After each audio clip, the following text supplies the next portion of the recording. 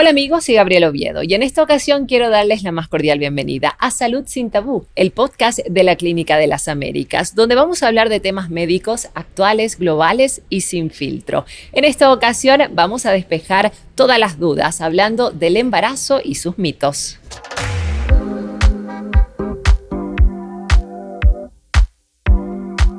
Bueno, en esta ocasión nos acompaña la doctora Amparo Ayes. Ella es la coordinadora del materno infantil aquí en la Clínica de las Américas. ¿Cómo está, doctora? Gabriela, muchísimas gracias y un gusto conocerte. Bueno, en esta ocasión vamos a hablar de un tema sobre el cual las mujeres tenemos muchas dudas en la etapa de la maternidad, el embarazo y todos los mitos, todas las verdades, todas las consultas quisiéramos que usted no las pueda despejar. Comenzamos hablando de cuál es la mejor forma de nacer, qué es lo mejor que le podemos dar a nuestro bebé al momento en que venga al mundo. Esta es una pregunta y una preocupación constante en las mamás cuando vienen a la consulta. Y realmente la mejor forma de nacer es la mejor forma en que tú te sientes como mujer en ese momento. O sea, no es algo que sea exacto, o un parto o una cesárea, que es un tema de mucho debate últimamente. Pero lo más importante es cómo tú te vas a sentir en ese momento. Sí, porque las mamás siempre solemos enfocarnos en lo mejor para el bebé y nos dejamos de último muchas veces. Y en esa ocasión creo que es muy importante que nosotras también, como mamás, podamos sentirnos resguardadas, cuidadas y bien atendidas. ¿De qué manera puede lograr eso un doctor, una doctora en este caso? A mí me gusta mucho un lema con el que estamos trabajando, que es el nacimiento de una mamá, porque en ese momento en el que nace tu hijo, también te transformas como mujer. Dejas de ser solamente Amparo o Gabriela, llegas a ser la mamá de alguien más. Exacto. Y es un cambio radical en tu forma de pensar y de sentir. Y tú tienes que estar conforme, feliz en el momento y en la forma que has decidido que tu hijo vaya a nacer. Y no es porque sea un lema feminista, ¿no? Sino que es una realidad. ¿Cómo te sientes tú? A mí me hace feliz que nazca por parto vaginal. Perfecto. Mientras se pueda y puedas avanzar, vamos a un parto vaginal. Pero si yo quiero ir a una cesárea, es algo cuestionable, es algo que te tienen que decir, no, estás eligiendo mal o no es algo bueno para ti, para tu bebé, debes ir a un parto vaginal. Tampoco, porque al final la elección de cómo va a ser ese momento es solamente tuya. ¿No te hace menos mamá tener a tu bebé por cesárea? No, no te hace menos mamá, porque realmente yo creo que la cesárea es una cirugía. Muchas veces nos han hecho creer, no es nada, no te va a doler, nace el bebé y vas a estar perfecta. Pero eso implica que después del nacimiento del bebé tengas que estar con una cicatriz, con una herida, con una molestia extra aparte, con el que tienes que levantarte a las 6 horas, dar de amamantar, cuidar al bebé, implica todo ese extra que no te lo cuentan. Entonces no es algo fácil decidir una cesárea. Tienes que dar el valor real a las cosas. La mamá que tiene el parto, obviamente todo el mundo dice, no, que te va a doler, que vas a estar mal, pero nace el bebé y tienes toda la energía del mundo, porque en ese momento se libera tantas hormonas que te sientes poderosa, que no importa el dolor, ya pasó. Pero la mamá de la cesárea no ha tenido ese baño hormonal. Y al día siguiente o al poco tiempo tiene que encarar una nueva vida. Nace como mamá y nadie nace con un título. Oye, he estudiado 9 meses para ser una buena madre. Claro, pero ¿cuáles son también las advertencias para asumir un parto normal? Porque igual suceden cosas, suceden cortes, vamos a decir, en áreas que no son usualmente cortadas. Claro, ese es el miedo que tienen todas las mamás también, ¿no? Lo que pasa es que hasta hace muy poco tiempo, aquí en Bolivia, pero en realidad a partir del 2008, ya se ha definido a través de la Organización Mundial de la Salud que la episiotomía, que es el cortecito que todo el mundo habla, te van a cortar, no es algo obligatorio. Y no necesitas hacerlo muchas veces. No hay que tener miedo, son cambios fisiológicos. La vagina está preparada para recibir al bebé. Todos los tejidos están elásticos. Entonces, no va a quedar eso ancho, porque otra cosa que dicen, va a quedar ancho. Después de pasar una cabeza, queda todo ancho. Es una de las dudas que quedan en la mamá. Y para el bebé, no sé, uno dice ir por ese trauma de salir por fuerza propia en un parto normal versus salir fácilmente, no sé, jalado por arriba por parto cesárea. ¿Qué es mejor para el bebé? Para el bebé siempre va a ser mejor el parto. Normal. Normal. Aunque yo sé que muchas tienen el miedo, porque yo he escuchado a muchas, ni siquiera. La cabecita no queda en cono. Pero ese es justamente el moldeado de los huesos para proteger el cerebro del bebé.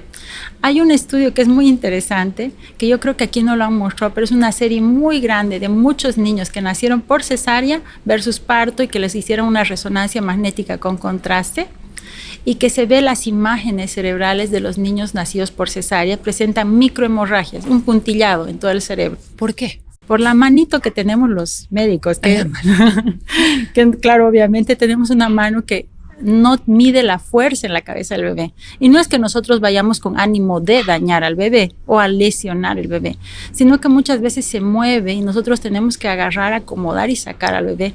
Y no es la misma fuerza que en un parto vaginal, que el bebé por sus propios medios empieza a salir. Entonces no es solamente que la mamá puja y el bebé sale. El bebé empuja con sus piecitos el fondo del útero, como cuando tú estás en la piscina y te lanzas. El bebé también hace su trabajo.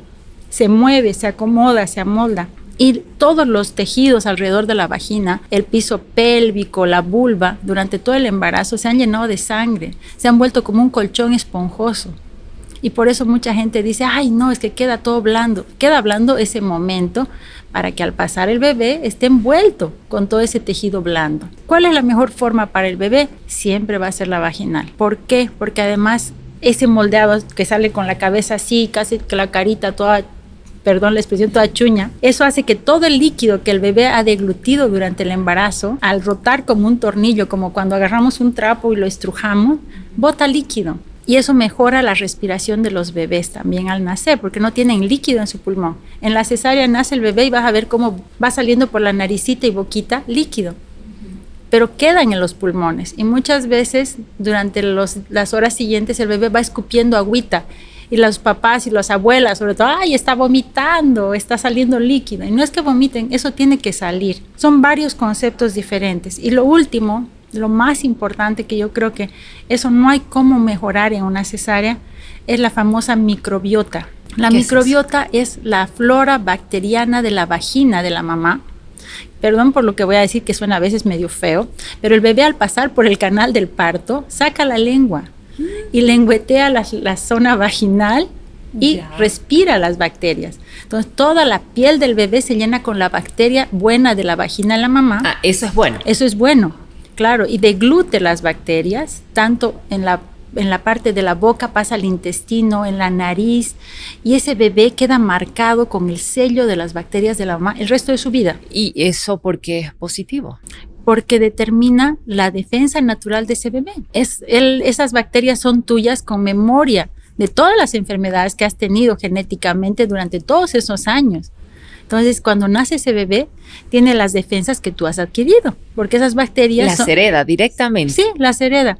Todo lo que tú has vivido en esas bacterias que son tuyas, son buenas, y las células que quedan envueltas al pasar por ahí, hacen que ese bebé tenga la misma información que tú has adquirido en base a tus enfermedades, a la forma que te has alimentado, y eso determina inclusive el tipo de digestión que va a tener ese bebé. Realmente interesante, doctora. Estamos aprendiendo muchísimo, pero hay ocasiones en las que me imagino no es recomendado el parto normal. Por ejemplo, con el cordón umbilical, cuando está de repente el bebé en una posición que no está acomodado. ¿En qué ocasiones, por favor, infórmele a las mamás, es que no se recomienda un parto normal? Y eso, me alegro que hayas hecho esa pregunta, porque también tenemos que avisar que a las mamás hay muchas veces que están tan encancilladas en el parto que cuando hay que llevarlas a cesárea se sienten mal. Exacto. Entonces, no tenemos que tener esa mentalidad tan rígida. O sea, el parto no es siempre el ideal, ni la cesárea es siempre mala. La cesárea es una cesárea, es una cirugía que realmente el que la inventó fue pensando en la sobrevida de la mamá y el bebé. En casos, por ejemplo, que como hablábamos de la circular de cordón, que a las pobres mamás las tienen mal, va al ecografista a su control de rutina y le dice, mamá, tienes una circular de cordón alrededor del cuello de tu bebé. La mamá ya no duerme más, pensando que el bebé se va a ahorcar con el cordón y que si la llevamos a parto, ese cordón la va a ahorcar. Y no va a poder respirar porque, claro, tenemos en nuestra cabeza que es como nosotros, ¿no? Que respiramos y todo por la nariz y que el aire entra por la nariz y se expande el pulmón. Lo hace todo por el cordón, Y en lo hace realidad. todo por el cordón. Entonces, si el cordón está envuelto en el cuello, en el brazo, en la barriguita, no importa, porque la sangre llega oxigenada a través del ombligo por el cordón umbilical del bebé. Entonces, que esté con una, no pasa nada. Con dos, igual puede ir inclusive hacia un parto. No se asusten con la circular de cordón. No va a pasar absolutamente nada. Exacto. ¿Y por qué esos bebés no se acomodan? Por ejemplo, los que hacen lo que quieren, se quedan con los piecitos donde debería estar la cabeza, no se volcaron finalmente, no encajaron en la pelvis. ¿Por qué pasa eso? ¿Hay algo que la mamá pueda hacer para garantizar de que se acomode bien antes del parto? Hay varias cosas que tenemos que tomar en cuenta, pero no nos olvidemos que el bebé tiene vida propia y el bebé también es parte del trabajo de parto y de la forma de nacer. Nosotros pensamos que como mamás, no, quiero una cesárea, quiero un parto, pero si el bebé, tengo una paciente, me acuerdo una vez, 3 cesáreas anteriores, empezó trabajo de parto, pero la mamá estaba pendiente en dejar al niño 1 o 2 con la mamá, con la abuela, con no sé qué, repartiendo todo. Cuando llegó a la clínica, el bebé se estaba saliendo y terminó en un parto.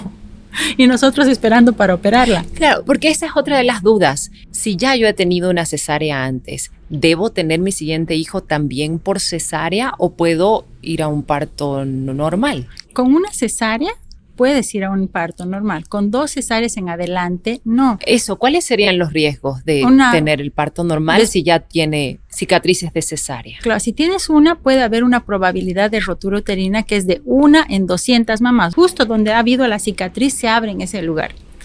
Pero esta mamá tenía 3 cesáreas, llegó, nació el bebé en la emergencia y no pasó absolutamente nada. Entonces, eso no quiere decir que ahora todas las mamás que tengan 2 digan quiero tener parto, porque no se puede, o sea, son cosas excepcionales que pasan, ¿no? Y que va a tener toda la guía de su médico, obviamente. Exactamente. ¿Qué evalúan ustedes para sugerir que sea parto normal, que sea parto cesárea? En esta ocasión sí se puede, en esta ocasión no. ¿Y cuánto tiempo antes de que nazca el bebé? Para ir a una cesárea son muy pocas las patologías que desde el inicio tú tienes que pensar en ir a una cesárea de ingreso. ¿Cuáles son? Una placenta previa. Delante de la cabecita del bebé esté la placenta tapando el orificio por donde tendría que salir el bebé. Entonces no hay cómo atraviese la placenta. La placenta es el órgano que mantiene vivo en realidad ese bebé.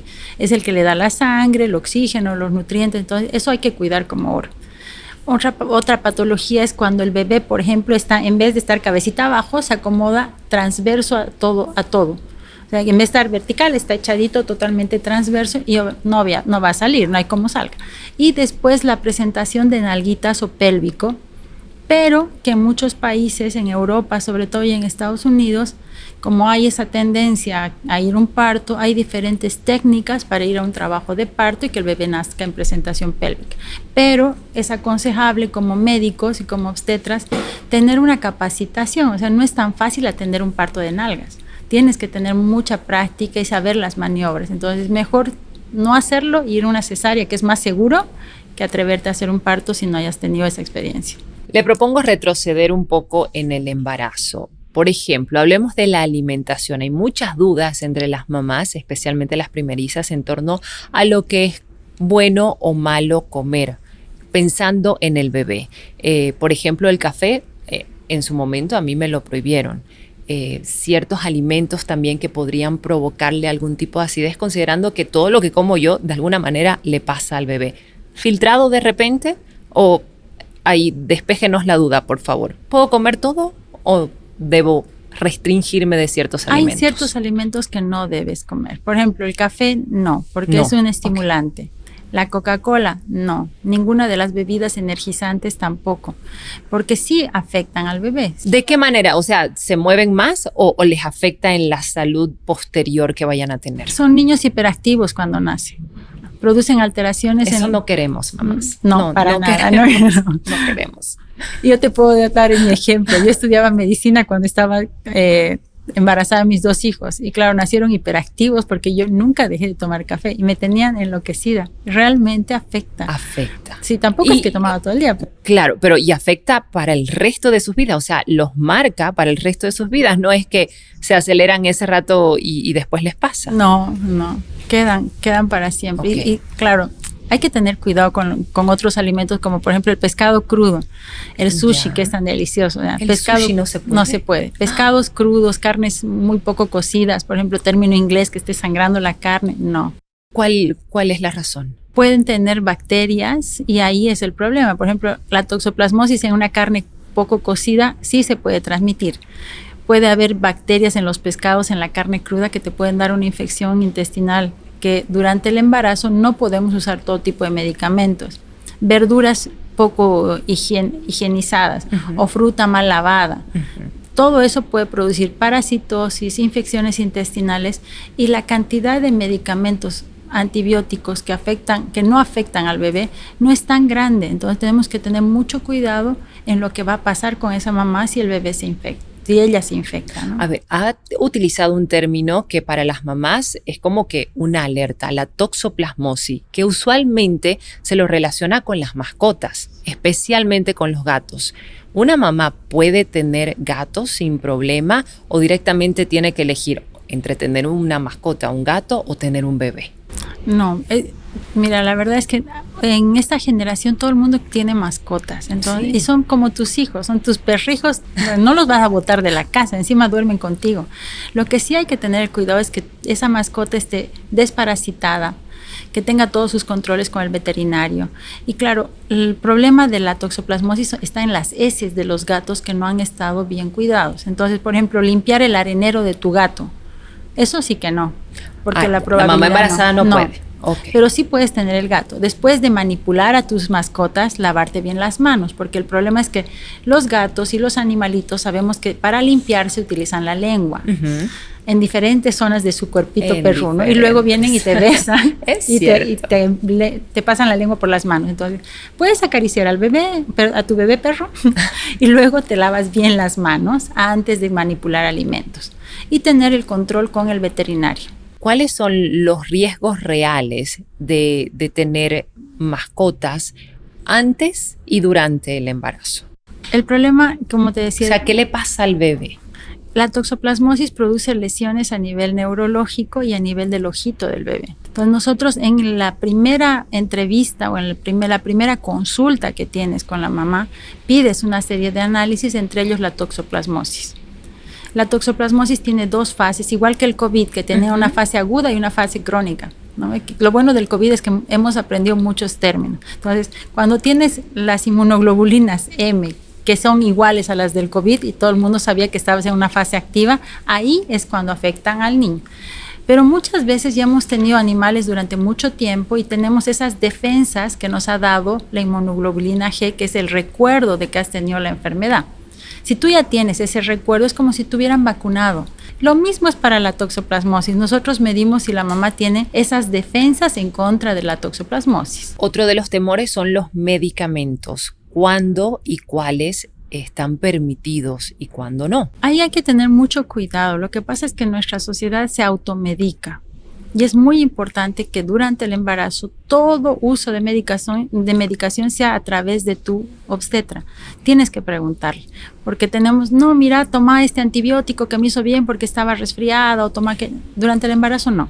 Si tu obstetra no te ha dado la autorización, no tomes nada. Y la vacunación, porque usualmente estamos en épocas donde siempre convocan a los grupos de riesgo en los que están incluidas las mujeres embarazadas para poder inmunizarnos contra ciertas enfermedades.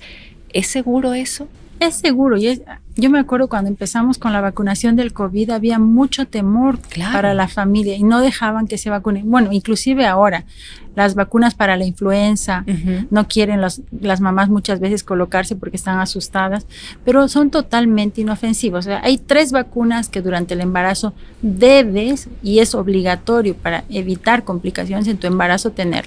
La del COVID, que tienes que tener todas tus vacunas completas. Las de la influenza, que estamos además ahora en una época alta de influenza, que es bueno que te la coloques porque te va a dar un resfrío leve y no una alteración grave. Y finalmente la famosa DTPA, que es la difteria, tétanos y coqueluche, que es la enfermedad de la tos de ahogo del recién nacido.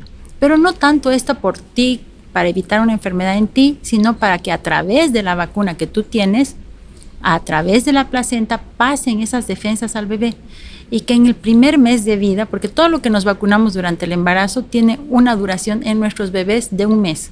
A partir del segundo mes ya no tienen valor. Pero ese primer mes es básico, porque tú no le puedes poner a un bebé una vacuna para la coqueluche ni bien nazca. Y la coqueluche es una de las enfermedades más terribles que puede pasar a un bebé y se la pasa la mamá y el papá al bebé. Entonces es importante tener la DTPA, que además te la da el gobierno. Entonces no son vacunas pagadas. Hay muchas dudas también en torno a las actividades físicas que pueden hacer las mamás. A mí me dijeron en su momento, no estás enferma, estás embarazada, podés hacer actividad física. Pero, ¿qué tipo de actividad física es la recomendada para no causar daños al bebé? Me encanta la pregunta porque todas vienen, me ha dicho mi abuela que no haga esto, me ha dicho mi madre que tengo que estar, y las tienen ahí quietas como si fuera una enfermedad. Y es cierto, lo que te dijo tu obstetra es real, o sea, no es una enfermedad, es una etapa más de tu vida y tienes que hacer por lo menos caminata.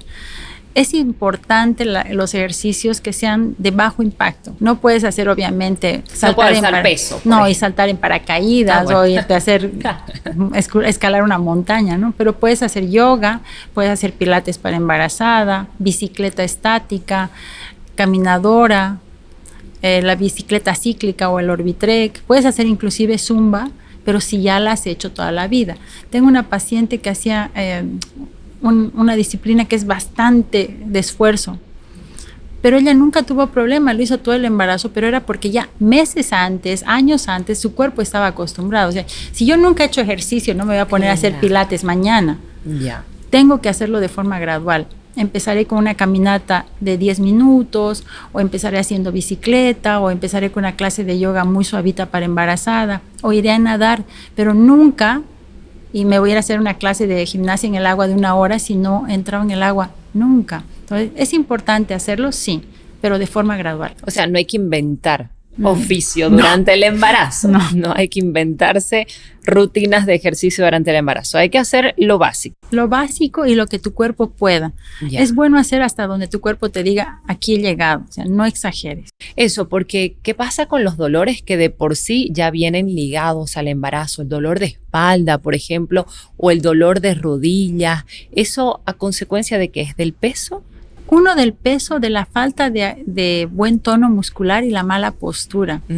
Okay. Yo me acuerdo, el sábado tuvimos nuestra primera reunión de mamás y la fisioterapeuta nos demostraba, ¿no? Decía, todas caminan así, claro.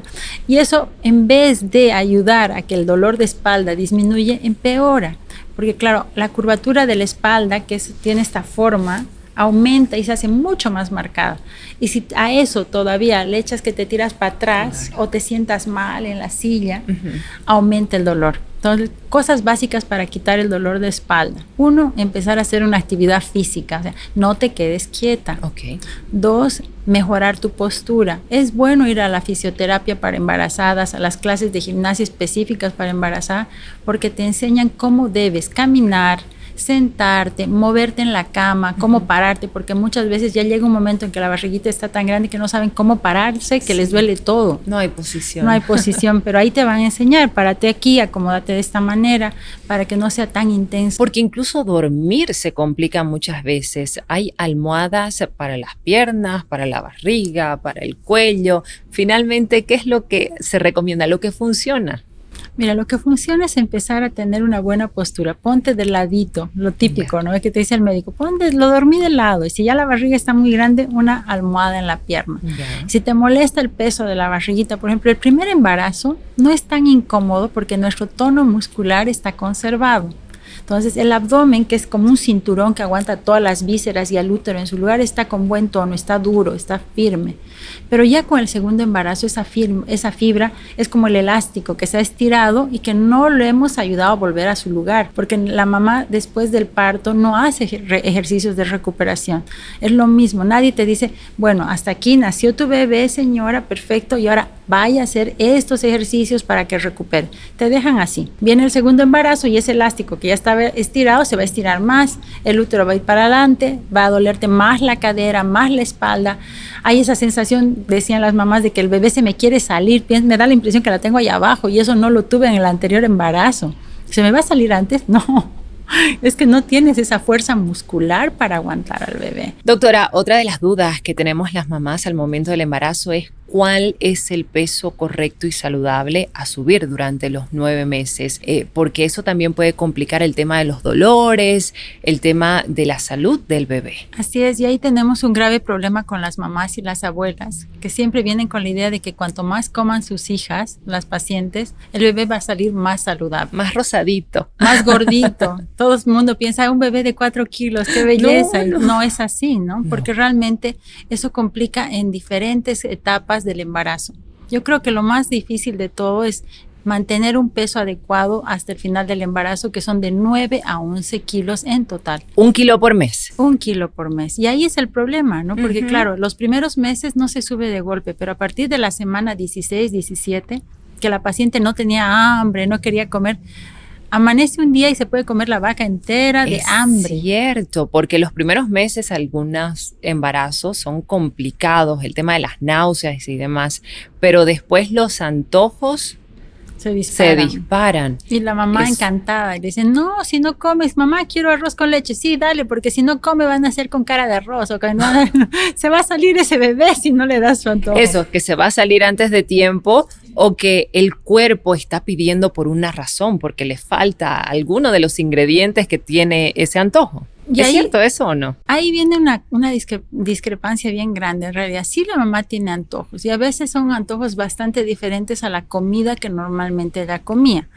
Pero no existe un estudio científico que te diga, no, si estás comiendo, por ejemplo, arroz es porque le falta algo que tiene el arroz, o si quieres un helado, porque además las mamás, sus antojos siempre son de cosas que no alimentan. Es cierto. Entonces tampoco es cierto que le falte algo. No creo que a nadie le falte helado en la vida. No.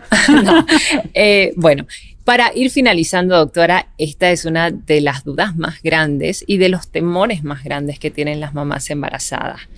¿Se puede tener relaciones sexuales durante el embarazo o no? La pregunta también la hacen los varones, por si acaso. Bueno, normalmente la hacen los varones, sí. Porque la mamá no tiene esa idea de tener relación. Bueno, sí, en realidad sí, pero no es su prioridad. En cambio, para el varón es muy importante mantener eso. Sí se puede tener relaciones sexuales durante el embarazo, pero obviamente hay que tener varios puntos de cuidado, ¿no? Normalmente el semen puede tener la misma sustancia química que nosotros usamos para la inducción del trabajo de parto, que es una prostaglandina. Yeah. Entonces, ¿qué cuidado hay que tener? En las etapas finales del embarazo, 32, 33 semanas, es mejor usar preservativo para que ese semen no vaya directamente a la vagina. Y obviamente una de las recomendaciones que damos a partir de las 37 semanas para iniciar trabajo de parto es tengan relaciones sexuales. Ayude, haga su parte.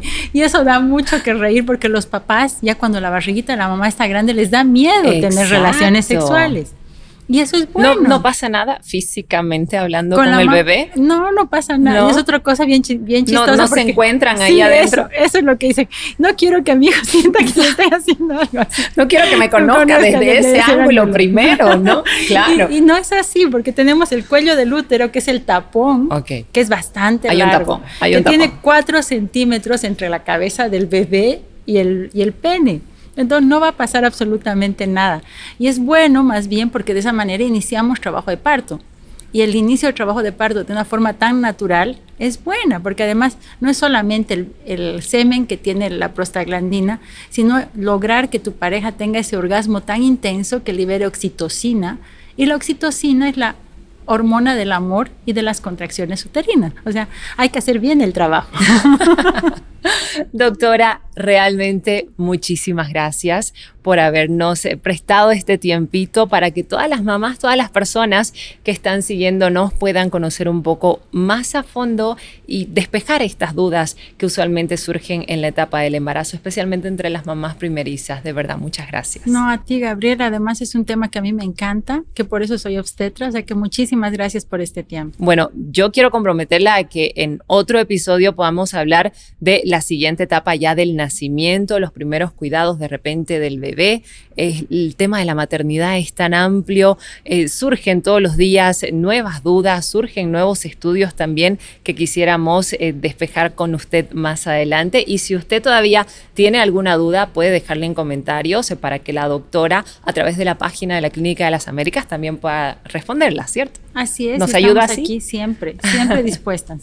Gracias, doctora. Muchísimas gracias a ustedes por estar conectados y bueno, en otra ocasión tendremos más en esto que se llama Salud sin Tabú.